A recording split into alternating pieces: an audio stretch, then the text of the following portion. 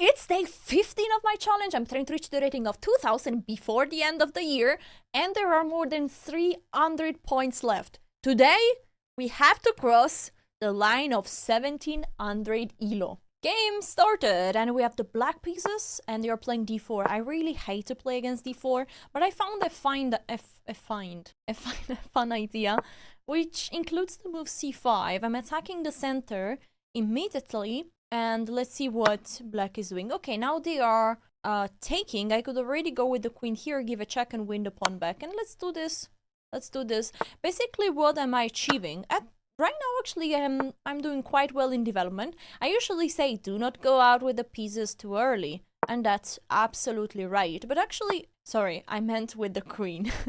Don't go out with the queen too early. But actually here, the queen cannot be attacked by other minor pieces. For example, a knight here would be disturbing because I would have to move the queen one more time. Instead, right now, the queen is not really having any problem. Let's go with the bishop here.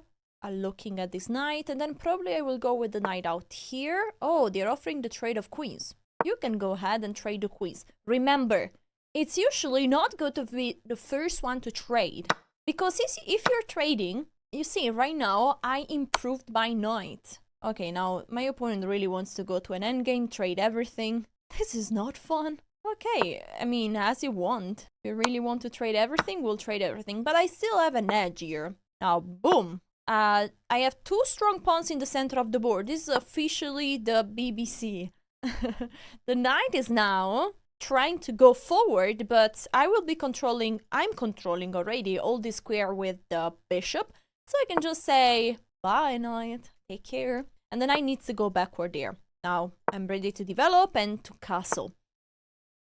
My opponent is playing way too fast. Look at their time, 9 minutes and 19 seconds. This is not how you should play a rapid game. It's way too quickly.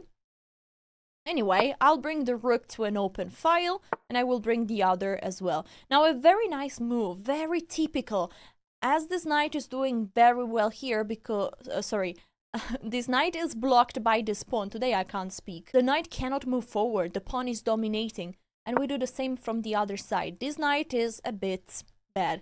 This is why the cow opening by Anna Kramling is not a good opening, because the knights are really misplaced, not really having some fun square. Doesn't mean that you cannot win by playing a bad opening. I also played the grub, which is a terrible opening, probably the worst chess opening, but you need to be aware of what you are going to play.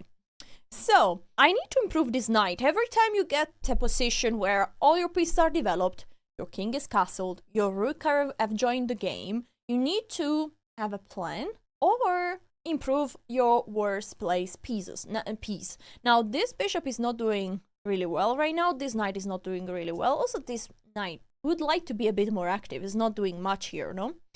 But there is a concrete problem. There are those pawns that are attacking each other, and we have three options: take, push, or defend.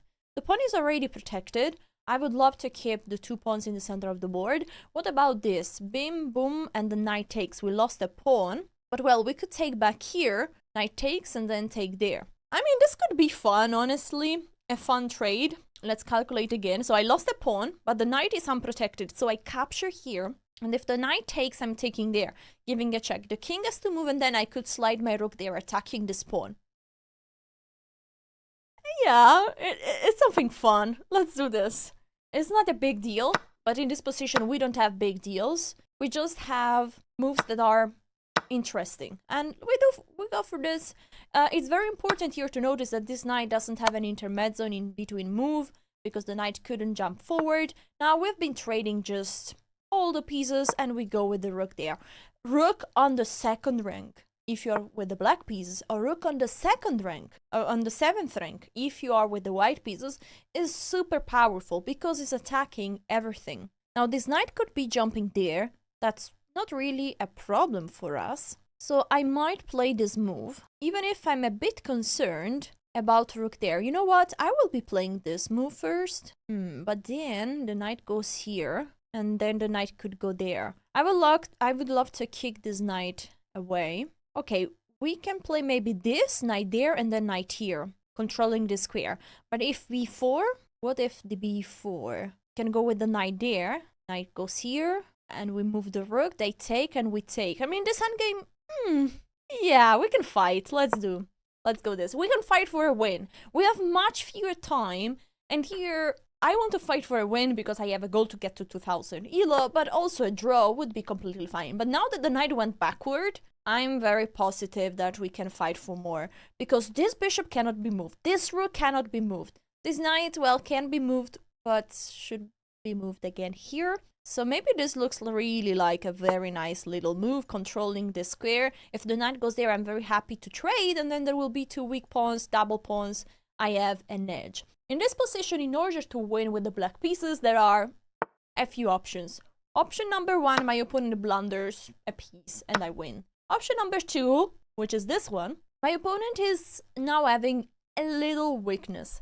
I could try to attack this weakness to win a pawn, and then maybe one day I will bring this bishop back here, so this bishop cannot be developed with tempo attacking my rook. And what I'm about to play, rook there, rook here, attacking this other pawn. So here, the idea is create a weakness. Number two, win a pawn thanks to this weakness. 3, create a pass pawn and win the game. So this is how we want to bring this game home. And I think we are doing quite well. This pawn is about to fall and is going to fall. I think they should try to activate this rook here. This is really good.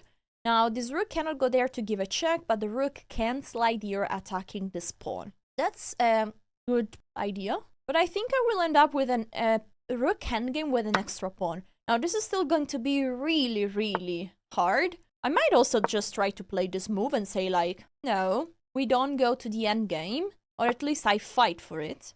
Because now I can simply take here and say, like, yo, we are not going to take this pawn.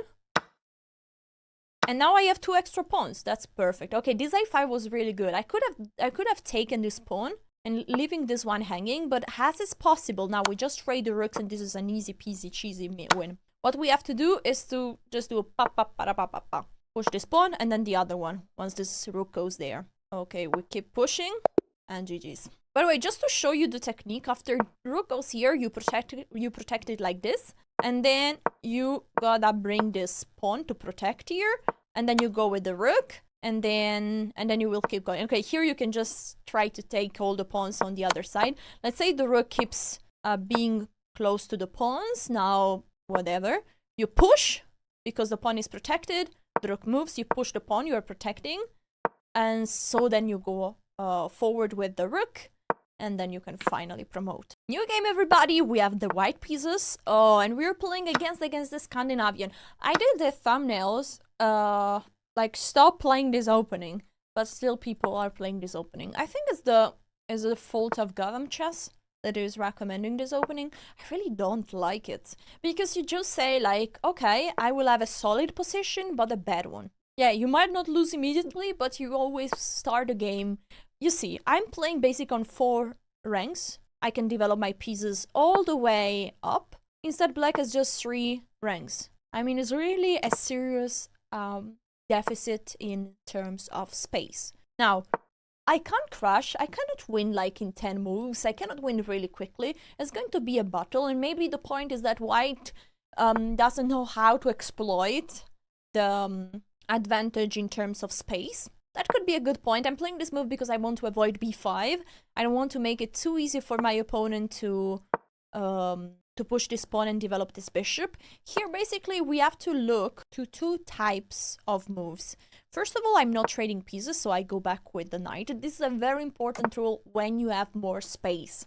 1, do not trade pieces. 2, get even more space. So we are attacking now this knight, and the knight could go there, but it's a tricky square because the knight doesn't have an easy path to go back. Well, could go back there. This is really the worst. Well, or maybe, I don't know. There are not so very inspiring options, because even going there with the knight, then I would have pushed and the knight has to go there, and then how are you developing that bishop? That's a very good point. We go with the bishop out. Remember, we do not trade. If the bishop goes there, we move it one more time. We do not trade material. Where is this knight going? Interesting. We will go with the knight back here because we want to improve the knight, and then maybe we can bring the knight there. So this is about a slow improvement of the position. We get more space. Now I really want to play this move. Bang. Basically, what are we doing? Maybe this was not great because now there is this move that could win a pawn. Anyway, we are fixing this pawn structure. If it wouldn't be for this tactic, it would be for sure very good. But maybe now tactically doesn't work. Anyway, strategically, I'm blocking this pawn structure forever. This pawn cannot be pushed, and so this bishop will be having really a sad time for a long one. Alright, we will... It's very nice that the knight went there, so the bishop can no longer go there. I will go with my knight here, activating my knight, and now I can start to bring the rooks and the queen. The queen can go to f3, the rook can go to d1, to e1, maybe queen to g3. At some point, I have to be careful to avoid knight h5. I love my position. I have so many moves. And what are the moves of my opponent? If they go with the queen here, the queen is suddenly in the same diagonal, and you see, they are trying to trade pieces. I understand, but I don't really want to trade them. Let's see, but maybe I could allow that, just because after the trade I would take back with the pawn, the knight has to move one more time, and I get a possibility to attack this king. This could be the compromise, but I could also just go back, and then slowly improve my position, as I said. And I think we will do that, because I really want to show you the positional massage that I will do to my opponent right now. I will go with the bishop back, and then slowly bring the queen, and then bring the rook, and then the other rook. It's so pleasant to play with the white pieces right now. Black doesn't really have a move. This bishop cannot be moved. Okay, b5, but now this is already a tactical problem. There was one very good comment. I will try to put it on the layout. Sometimes when you have positional advantage, the position of your opponent is suddenly collapsing. Now, we take there en passant, the queen or the knight they have to take, and boom, fork, I win a piece, and I will win the game. The position is getting so complicated, it's so hard for my opponent to find one good move, that at some point they end up playing a bad move, like b5. Now I'm taking en passant, they take, and a fork. Okay, they are not even taking. I don't know if this is worse or better, because this pawn is going to be so strong, and I'm asking myself, where is this knight going to move next? Well, okay, I could simply push this pawn to protect this one forever, and I think I will do that. Let's go. Look at this pawn structure. They are so nice pawns, protecting each other. One thing that I left here is this weak square, but I don't really mind. I already have an extra pawn. Now I could simply trade off all the pieces, get to an endgame, and would be a really nice one for me. Now, I don't want to trade there for a very precise reason, is that this pawn is really weak, this pawn is really weak, because they are alone and they cannot be protected. Plus, those pawns are blocking this bishop that is crying right now. So I'm not going to take there. And this is what you have to do, guys. Every time there is a trade, ask yourself, is the trade, if I trade, am I improving my position or making it worse? If nothing changed about your position, ask what about the position of my opponent? Like this, you can understand if a trade is good or not. There is never a trade that doesn't change much. Usually, trades are making a difference on the board. Remember that. Okay, so I'm not going to be the first one to trade. I will rather bring the queen towards the king. Let's go for the attack. It's very cool that when you have more space, you can just push forward your pieces. Go. Oh! Oh my cheese macaroni. I just realized that I left a pawn hanging there. And that's a nice fork attacking. Oh, and this pawn is also... Oh. Do not try this at home, okay? That was a huge... Oh. What? Thank you, Mr. Lem Sadek 1. I appreciate you. I understand that you want me to succeed to this in this challenge, that you don't want me to perform a dare for the next game. You don't want me to play terrible things. Because, yeah, if I lose, or when I lose a game, there will be a punishment. A mysterious one. I'm not revealing it yet. I will reveal it when I lose a game. Until that point, I keep believing that it will never happen. Queen c8 is a move that is not doing much, honestly. I will now bring my bishop here, looking at the king, and then bring the knight forward, also looking at this king. Now, this knight is doing very well attacking this. I don't want to trade. I will go with the bishop here, protecting this pawn and preparing the move c4, attacking this knight one more time. I will play this move that is so much fun. Knight here, looking at this bishop and looking at this square. In some cases, I might jump here with the knight, sacrificing the knight because this pawn is protecting at the same time this square and this bishop. So, for example, here, I'm going with this move. And now, where is the knight going? I just realized that this pawn is now hanging. Amazing. Amazing, really. Yeah, attacking this rook as well. That's lovely. Well, it's still okay, because you can trade 2 pieces. My opponent is not interested at all. That's great. I'll take there without even thinking, because now, boom, those 2 bishops are really strong. And what if I go with the queen there? Wait. Ooh,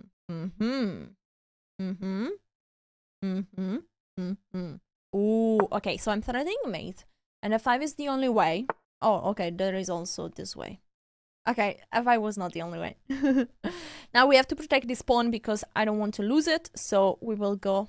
Okay, maybe we could also play this move. Now let's play this solid, protecting the pawn. Then we will bring the rook here. And then we have to find a way to get rid of the knight. Maybe queen here, and then h4 and h5, attacking the knight. Okay, the queen moves there. I think we can go with the plan. I don't even need to bring the rook there, because it's honestly doing nothing. There could be a very nice idea that I want you to remember. A very nice way to bring the rook to the attack, and is the rook lift. Bing, and boom. That would be amazing. Now, this pawn is still attacked just once, so we are not in a rush to protect it one more time. Instead, I would really love to push this pawn here, attack this knight. And if the knight moves, we are trading the queens. No, of course not. We don't want to trade the queen, so we go back with the queen. Then we can maybe play queen here and h5. This queen f8 was a great defensive idea. Now I'm thinking about this, attacking the queen one more time. Ooh, lovely. So I'm attacking the queen and the queen has to go there. Which is really, really sad. Now I go with the queen here, protecting this pawn, and also pinning the knight. I'm threatening this move, and I don't see an easy way for my opponent to get rid of the problem. Now this is a smart idea, because this pawn is now under attack, but I could simply move the queen back, and this is still a huge threat. Even if I lose this pawn, honestly, who cares? Maybe I should have cared. Okay, the queen takes. Now I play this. There is queen here, but I win a piece, so it should be alright. But with the rook would have been better to capture, because there would have been maybe an in-between move, rook g4. There is lots of things to learn from this game.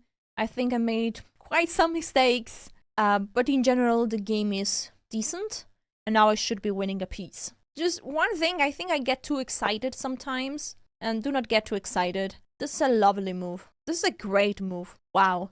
Because if I take here, yeah, this is a good move, but not good enough, because if I take here, they want to take there, but now I take here with check, and the king has to be really careful, because there is a queen sliding here. Bang! Exploiting the fact that the bishop has never played. That bishop has played one move and done nothing at all during this game, and now is even lost forever. Okay, I have to be careful not to get mated. That wouldn't be lovely. Let's take here. I'm protecting this square, so it should be alright. And then I'm going to attack here. Bring the rook to the party. Yeah, this is really good that my queen is protecting very well, so I'm not risking any checkmate. GG's. Short and crispy analysis. In this position, I make the huge blunder. My game was going really well. Look at the graph, it's insane, but here I lost all my advantage. My opponent had to take this pawn, but they returned the favor immediately, and now the game was really nice. Instead of queen f3, I should have played something different to protect this pawn. For example, knight e5 is a good move, but I think... Okay, knight e5 is the best. Also, rook a4 is a fun way to protect the pawn. Anyway, protect this pawn first, and then keep going with your plan. Final game for today. If we win this one, we get to 1700. e4, e5. Knight out, and we protect the pawn. and d4. We are in the Scotch game. I'm going to take this pawn, and they're going to take back, or to go for the Scotch gambit. Okay, we are in the Scotch game. As in every opening, you have to develop your pieces. Here there are two options to keep going. One is knight out, one is knight out, and the other is bishop out. Personally, I like knight out, but it's very complicated. So let's go for bishop out. They are both okay, but I like this more. I think this is simpler, just because after knight out, you have to know the move e5. And that's going to be a mess. So let's rather play this move. Now, I hope I will remember how to play this one. I think it's queen here. We are attacking this knight a third time, right? Then we play knight there to protect this knight. And at some point we might go there as well, or play the move b6. I think anyway, as in every opening, you have to develop your pieces. Here I went out with the queen too early, but the queen cannot really be attacked, which is a very good point. I think it's a good moment to castle. There we go. And every time they take here, I'm going to take back either with the queen. Okay, now they are castling. Either with the queen or to take their first intermezzo. Now would be a really bad intermezzo because after pawn takes, my queen is under attack. And also this knight is saying that would be terrible. So after this move, I could take with the queen, protecting my bishop. What to play here? We have to develop this bishop, right? So can I play the move d5? This would be great if it works, because we are attacking the center. But I think this could be tactically a problem. We are not ready for that, because after this, I'm taking there, and suddenly also this knight is not protected. So I don't like it. For example, d5, pawn takes, knight takes. It feels, from my intuition, it feels like it cannot work. But let's try to prove it tactically. And I already see something. After knight takes, queen takes, there is bishop f3. And suddenly I have a problem with this pin. The queen is attacking here. This pawn is about to be pushed. So that's why we don't play d5. And I have an idea in mind, and it's the move b6. I want to develop this bishop the other way in the long diagonal by doing a fianchetto. f4 is a great move, trying to take some space. But now this bishop is no longer protected. So the move d5 could be an option. But then the pawn pushes, and we go there. Yeah, the nice part here is that once this knight takes, we are going to take there with check. So we are no longer worried about that. Yeah, but I'm not sure if we should allow this. Maybe I should just develop my bishop here. I think we will go for this. This is much more solid. Also, the bishop is looking at this square. My queen could go there to attack this pawn one more time, and then I could take. Now, I want to already consider sacrificing here, but I think it doesn't work.